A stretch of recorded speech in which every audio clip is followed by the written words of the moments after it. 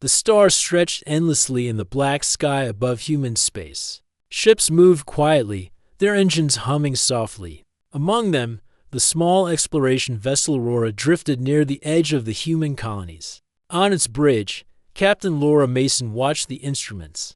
Her eyes were steady, but inside, a quiet curiosity stirred. The ship's sensors had picked up a faint distress signal, coming from a distant star system. "Captain, we are receiving a message," said Communications Officer Henry Lane, his voice careful. "It's not human. The language, it's alien, but they are using some kind of universal code. I can translate it." Laura leaned forward. "Do it, Henry.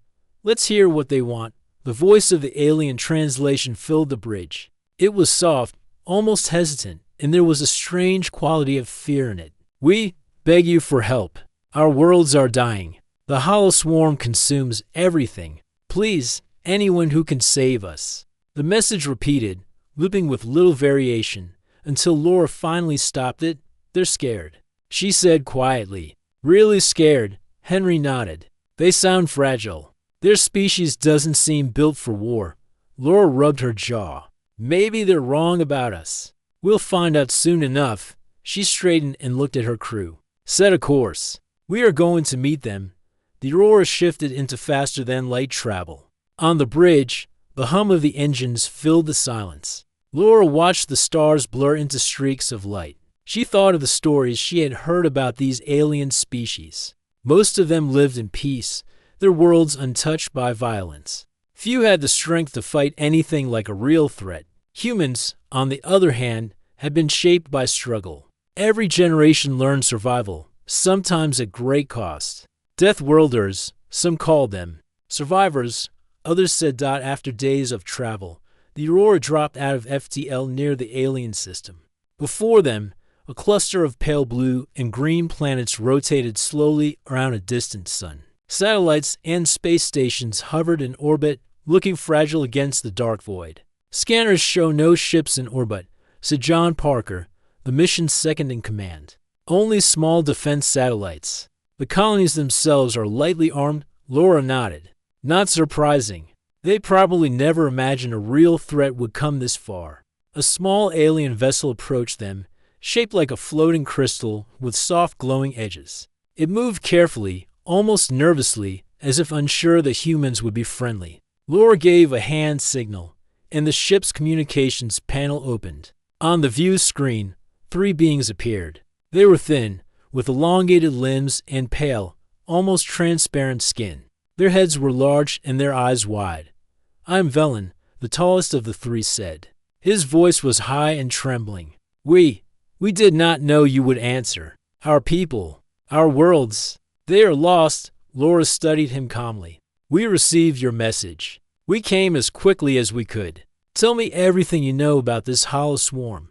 Velen glanced at the others before speaking.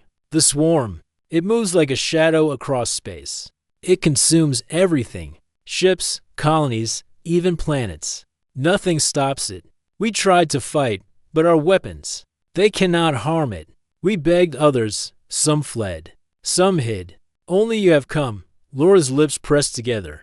She had seen fear many times before, but never so complete. The aliens looked like they had never known violence in their lives, yet here they were, staring death in the face. "You are lucky we did," she said. "We will help, but you need to tell me everything about the swarm." Over the next hours, the aliens explained in careful detail. The hollow swarm was not a single entity, but a massive collective of living machines. They move as one, coordinated perfectly, and adapted quickly to any attack. Planets were stripped bare, leaving nothing but dust and chemical residue. The Valori had already lost 5 colonies and were preparing to abandon 3 more. Lily Brooks, the science officer, leaned over her console. "This is remarkable. They are intelligent, but their biology is weak. They did not evolve in a dangerous environment. Any species that survived on a death world would be far better prepared." Laura glanced at her. "That's why they called us." Velen's eyes widened. "Deathworlders?" he asked softly, as if the term itself was frightening. "Yes," Laura said. "Humans come from a world that eats the weak. We know survival, The aliens murmured among themselves. They had expected beings who would panic, or run, or bargain endlessly. Instead, they found humans who were calm, yet ready to act out as evening passed in the alien system. The Aurora crew made their first survey of the nearest colony. It was a small city, built along a river of liquid crystal that ran through the planet's plains. Buildings were tall but thin, fragile in appearance. The streets were empty, except for small patrol drones that hummed as they floated above the ground. The humans walked carefully through the city, observing signs of damage. "It's worse than they said," John whispered. "Some areas are completely destroyed. The swarm has been here already." Lily examined the ruins with her portable scanner. "Yes, the structures are weak, and their defenses were minimal. If the swarm comes back, this colony would be lost completely. They need stronger protection." Laura nodded. "We will give it to them. That's our job." She looked at Velen and the other two aliens. "You will stay here. We need to know everything about your defenses. Show us everything you have, every weapon, every trap, every plan you ever tried." Velen hesitated but nodded. "We will show you all that we can." Over the next days, the humans worked alongside the aliens. They repaired old defense platforms and redesigned them for efficiency. Humans had a strange way of observing the environment. They would walk carefully through ruined streets, noting the weaknesses that the aliens themselves had not seen. Laura often caught Velen watching them, eyes wide, as if trying to understand their strength. One night, Laura sat outside the temporary command tent, looking up at the alien stars. She could see the faint glow of distant worlds, some already lost to the swarm. The thought of how many species had run away and let their colonies fall made her stomach tighten. But she did not feel fear. She felt determination. Humans were made to face impossible odds and survive. This would be no different. "You think we can really stop it?" John asked, joining her. His voice was quiet, almost reflective. Laura looked at him, her face calm. "We don't think about losing. We just act. We do what needs to be done. That's how humans survive." John nodded slowly. "I guess that's why they call us Deathworlders." Laura smiled faintly. "Yes, and the galaxy is about to learn why that name matters." Inside the colony, the aliens whispered among themselves. They had expected weakness, cowardice, perhaps even betrayal. Instead, they found humans who were steady, precise, and unafraid. The notion that these beings came from a harsh world, where only the strong survived, was not just a story. It was clear in every action, every glance, every quiet decision. As the days passed, the humans prepared the colony for what was coming. They reinforced buildings, built hidden shelters, and trained the aliens to use weapons more effectively. Lily discovered a peculiar property of the swarm. They were vulnerable to a certain type of energy disruption. She shared her findings with Laura and John. "It's a start," she said. "If we can hit them with this, even slightly, we can slow them down." Laura nodded. "We'll do more than slow them. We'll push them back." On the night before their first real encounter with the swarm, Laura stood on the edge of the crystalline river. The alien city glittered under the two moons. Velen approached cautiously. We are afraid," he admitted. "No one has ever stood against the swarm and survived." Laura put a hand on his shoulder.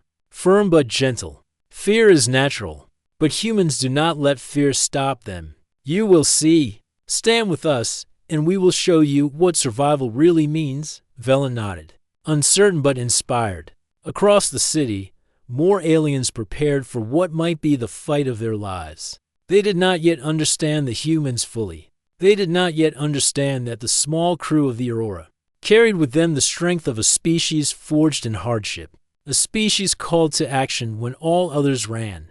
And so, under alien skies, humanity's Deathworlders made their first step into a war they did not seek but could not refuse. The galaxy had sent a call for help, and humans had answered. Their presence alone was enough to change the mood of the terrified aliens. The survival of this cluster of worlds now rested on humans who were ready to face the impossible. And when the morning came slowly over the alien colony, pale light from the two moons reflected on the crystal river, making the city glow softly. Humans moved through the streets, checking their preparations. Captain Laura Mason walked beside John Parker, scanning the horizon. They both knew that soon the hollow swarm would return, and when it did, it would be worse than before. Scanners are picking up something, John said, stopping beside her. Small clusters of the swarm, approaching from the outer system. They're testing our defenses. Laura nodded. Good, let them come. We need to know what we're up against. The first ships of the swarm appeared as dark shadows moving through space, strange and alien. They had no recognizable shape like human or Valori vessels. They moved fluidly, almost like living smoke, and glimmered with an eerie light. The aliens on the planet looked up in fear. They are here, Velen whispered, his voice trembling. We cannot fight them. Laura placed a hand on his shoulder. Watch, humans can fight when others cannot. We have survived worse. The humans had already positioned themselves. Defensive turrets, modified by human engineers, glowed softly at the edge of the city. They were simple, yet effective, designed to exploit the swarm's weaknesses. Ground teams were ready, led by Laura, while John coordinated air support with hovercraft units. Lily Brooks stayed in the command tent, monitoring the swarm's behavior with her scanners. The swarm attacked quickly. Dark shapes moved over the city, dissolving the air around them with strange energy pulses. Alien drones tried to intercept, but most were destroyed instantly. The Valori froze, some hiding in the streets, certain that their city was doomed. Then the humans acted. Laura led a small ground team through the damaged streets, moving with precise coordination. They did not panic, even as swarm drones struck near them. Every shot, every movement was measured. The Valori watched in astonishment as humans fought like predators, unafraid of danger. John Parker directed hovercraft units above the city. The vehicles swooped down, firing specialized energy disruptors at the swarm. Each strike made a small part of the swarm pause, twitch, or break apart. Lily's calculations had been correct. The swarm was vulnerable to the energy pulses humans had adapted. Velen could not believe his eyes. They are not afraid, he whispered. They do not run. They face it. Laura moved through the city with her team, repairing damaged turrets as they fought. She gave calm, clear orders. Move left. Cover the street. Don't let them get to the river. Watch the rooftops. Her words were simple, but they carried authority. The aliens realized that humans did not need complicated strategies. They adapted instantly to every danger. The swarm adjusted, sending larger, faster drones into the city. They seemed unstoppable, but the humans stayed ahead, setting traps, using the terrain, and predicting the swarm's moves. John shouted commands to the hovercraft pilots, guiding them through narrow streets where the drones could not easily maneuver. For hours, the battle raged. Smoke filled the streets, glowing lights flickered as turrets fired, and the alien citizens watched in awe. Every time a swarm drone approached, a human countered it with efficiency. Every weak point the swarm exploited, humans turned it against them. The Valori began to whisper among themselves. Perhaps we were wrong about them. Perhaps they are not just survivors. They are something else. Lily scanned the swarm constantly, noting patterns and weaknesses. They respond slowly to multiple attacks at once, she said. If we can divide them, we can break their formation. Laura nodded. Then that's what we'll do. Split their forces. Hit them where they are weakest. She turned to John. Coordinate the hovercraft. Use the rooftops. Draw them apart. I'll lead the ground team through the center. The plan worked. The swarm was confused as humans attacked from multiple directions. Energy pulses from the disruptors forced parts of it to separate. Drones glided, broke apart, or simply stopped moving. The humans moved like shadows, striking and retreating, never giving the swarm a chance to regroup. Velen and the other aliens moved cautiously through the streets, helping where they could, but mostly watching. They had never seen courage like this. They had never seen calm, precise action in the face of something impossible. Hours passed, and the swarm began to fall back. Small clusters tried to regroup, but humans kept pressing. Even when a massive drone appeared, bigger and faster than any before, Laura did not hesitate. She led a small strike team, using traps and energy pulses to disable it. When the drone fell, it made a deep, hollow sound as if the swarm itself mourned. Finally, the last drones withdrew into space, leaving the city battered but intact. Smoke rose from destroyed drones, and the Valori slowly came out of hiding. They were silent for a moment, trying to process what they had seen. Velen approached Laura cautiously. I do not understand. You are only a few. How can you fight what we could not? Laura smiled faintly. We are humans. We survive when others cannot. That is all you need to know, the Valori murmured among themselves. Some even smiled nervously. It was a new feeling hope. They had expected death, but instead, they found strength beyond their understanding.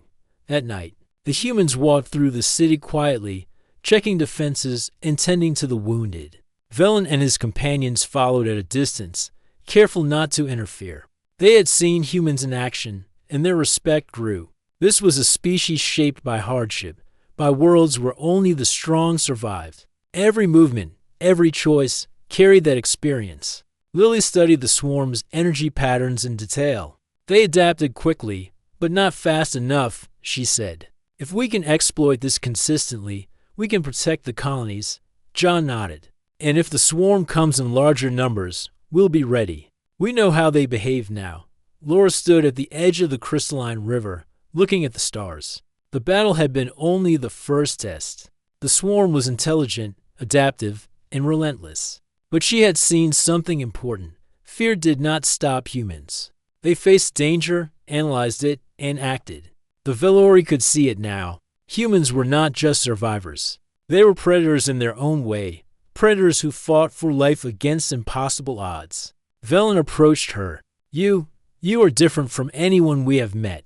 You do not fight because you must. You fight because you choose to survive, and you make others survive with you. Laura nodded. Yes, and that is what the galaxy needs now. Not fear, action. Not hesitation, strength. In the following days, humans continued to train the Valori. They taught simple tactics, basic use of weapons, and how to stay calm in battle. The aliens absorbed every lesson with awe. They had thought of themselves as clever, but humans brought a new kind of intelligence, practical, adaptive, and deadly when necessary. Lily experimented with new devices to disrupt the swarm further. John tested hovercraft maneuvers, teaching the Valori how to work together with humans. Laura organized patrols and defenses, preparing for the swarm's inevitable return. Each day, the colony grew stronger, not just in weapons, but in confidence. Then, the sensors detected movement in deep space again. Smaller clusters of the swarm were approaching, probing the city's defenses. The humans gathered quietly in the command tent. This time will be harder, Laura said. They learned from the last attack. But we are ready. We will meet them, and we will not falter. Velen looked at her, hope and fear mixing in his eyes. I will follow you. Whatever comes, we will follow. Laura smiled. Good. Stand with us. That is all we ask. As the swarm approached once more, the humans and the Valori waited together. The city was prepared. The streets were lined with traps, turrets glowed softly, and every human was ready. The first clash would come soon, and when it did, the Valori would see why humanity was called Deathworlders. The battle had begun. The swarm returned at dawn, darker and larger than before. From the observation deck of the Aurora, Captain Laura Mason watched the black shapes ripple across space. Their numbers were greater, their movements faster, and their energy pulses more frequent. The aliens around her, Velen and his companions, were tense, whispering quietly to each other. They are stronger than before, Velen said, his voice trembling. I do not know if we can hold them. Laura shook her head. We can hold them. We have learned from the last fight. Today, we do not just defend, we attack. John Parker nodded beside her.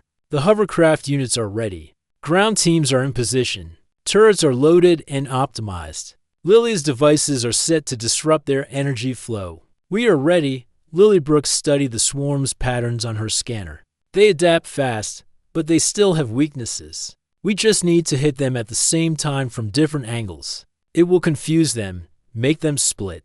Then we can strike at their cores. Laura turned to the Velori aliens. You will fight with us. Stay calm, follow instructions, and do exactly as we tell you. We will not fail. Velen nodded. We will try. We will follow. The swarm approached the outer defenses, and the humans unleashed their first wave. Energy disruptors fired from rooftops, from the ground, from hovercrafts swooping low. The swarm hesitated, twisting and shifting in confusion. Laura led her ground team through narrow streets, setting traps and activating hidden energy pulses that made sections of the swarm collapse. The aliens watched in disbelief. How? How do they move like this? Whispered one young Velori soldier. They do not panic. They are precise. Laura moved quickly, giving calm orders. Cover the left street.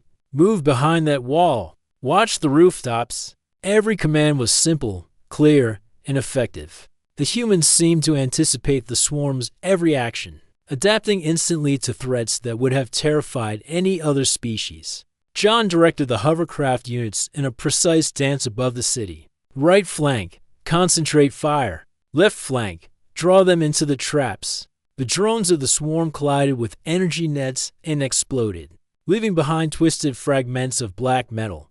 Lily called out from the command tent. I found a weak point in their formation. Concentrate disruptors on the central cluster now. Humans and Velori together fired at the cluster, and a large section of the swarm dissolved instantly, leaving a black void where it had moved. The Velori gasped. They had never seen anything like it. Humans did not just defend, they attacked, struck, and won ground in a battle that seemed impossible. Laura moved with her team toward the heart of the city. She set traps along the streets, using collapsible barriers and energy pulses to force the swarm into narrow zones, where hovercraft and turrets could strike effectively. Every human acted as a unit, yet independently, adapting in real time. The swarm tried to regroup, but humans anticipated each movement, cutting them off and dismantling them piece by piece. Velen followed cautiously, guiding his own people as instructed. They began to understand a new kind of courage, not blind bravery, but precise, calculated action. These humans, he whispered to his companion, they are not like us. They survive because they think and act at the same time. They are unstoppable. The swarm regrouped farther out, sending larger, faster drones directly into the city. One massive drone descended, black as night, its energy pulses cracking the streets as it moved. Humans and Velori both paused for a moment. The aliens expected panic. Instead, Laura raised her hand, calm and steady. Split teams, she ordered. John, hovercraft, distract the drone. Lily, use disruptors on its energy flow. Ground teams, flank from both sides. Let's move. Every human moved as if rehearsed, though nothing had been rehearsed. They struck simultaneously from 3 directions. The massive drone roared with energy, trying to break free, but it could not escape the coordinated attacks. A combination of disruptors and traps forced it to collapse in a shower of black shards. Velen stared at the remains. It is gone, and they are still standing.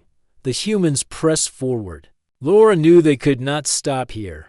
The swarm would return again, and in larger numbers. She needed to hit deeper, strike where it hurt most. We will not wait for them to come again, she told John.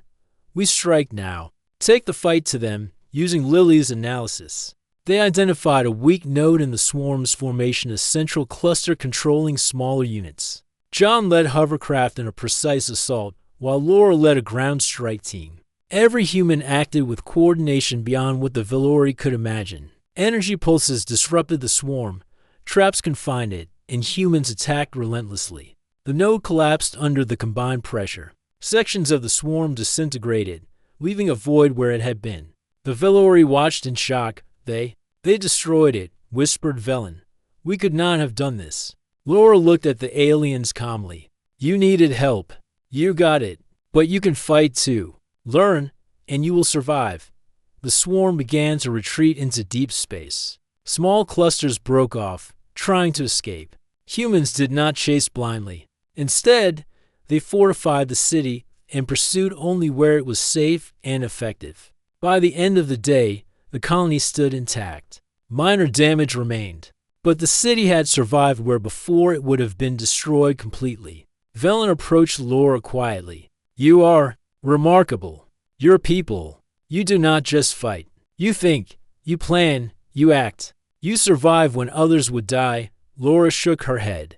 We are not remarkable. We are humans. Survival is in our nature. We do what is necessary, and we protect others when we can.